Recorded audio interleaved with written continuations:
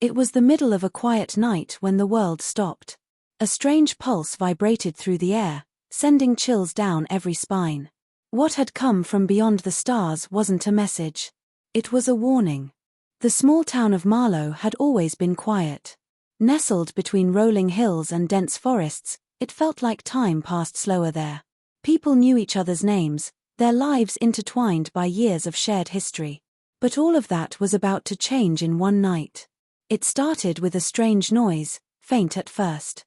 A low hum, almost imperceptible to the ear, but enough to unsettle anyone who noticed.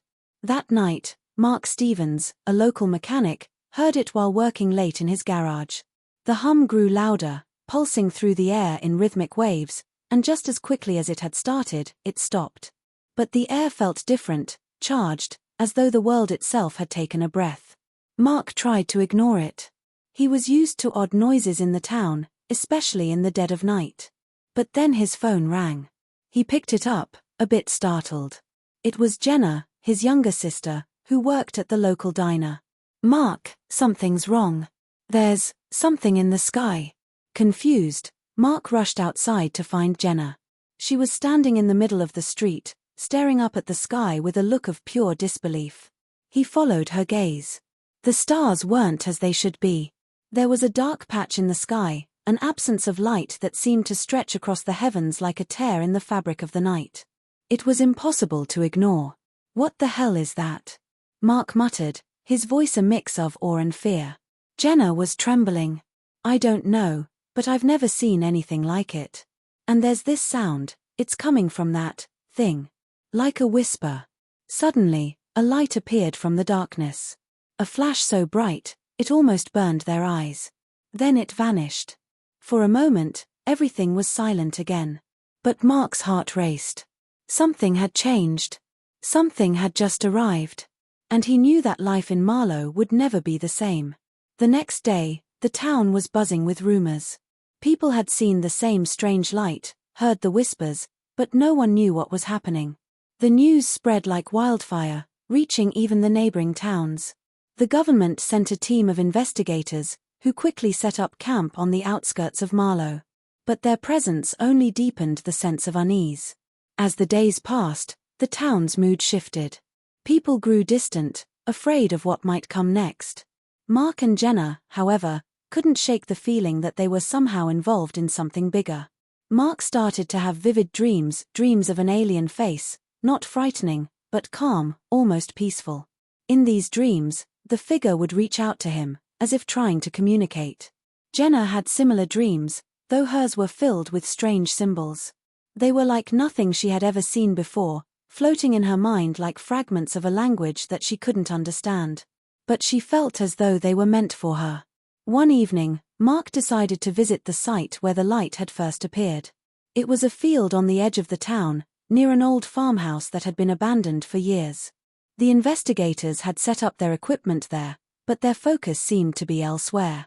They weren't concerned with the strange phenomena, they were focused on something else, something that didn't make sense. Mark crept closer to the farmhouse, where he saw a man, tall and shadowy, standing at the window. The man wasn't one of the investigators. He had a cold, distant look in his eyes, as if he knew more than he was letting on. Mark tried to approach him, but as he did, the man turned and disappeared into the darkness. Confused and frustrated, Mark returned home. He didn't know who the man was, but he had a sense that he was connected to whatever was happening. Meanwhile, Jenna had been researching the symbols from her dreams. She spent hours poring over books, finding nothing that resembled the cryptic images.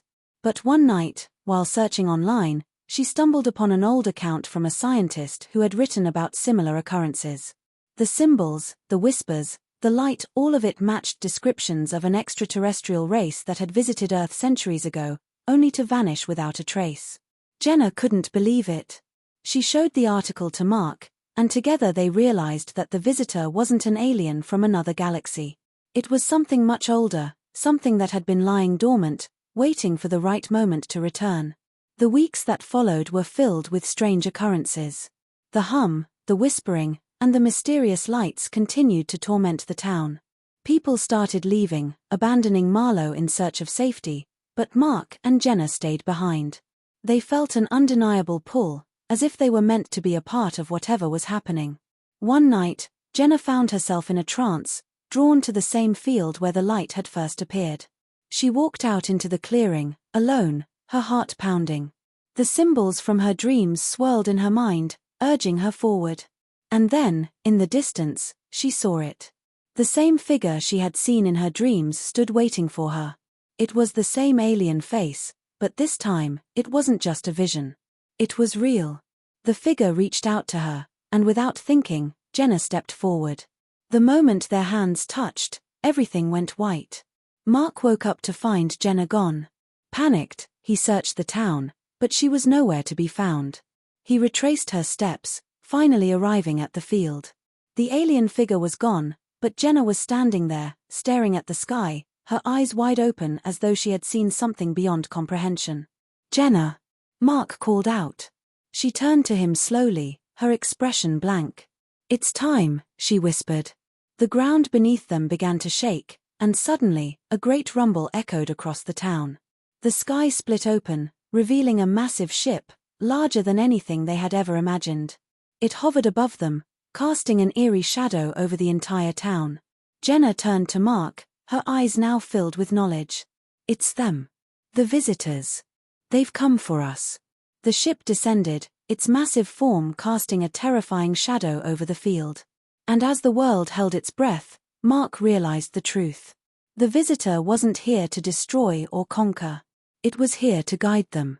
But as the first steps of humanity into a new era began, Mark knew that they would face a choice, one that would change everything forever.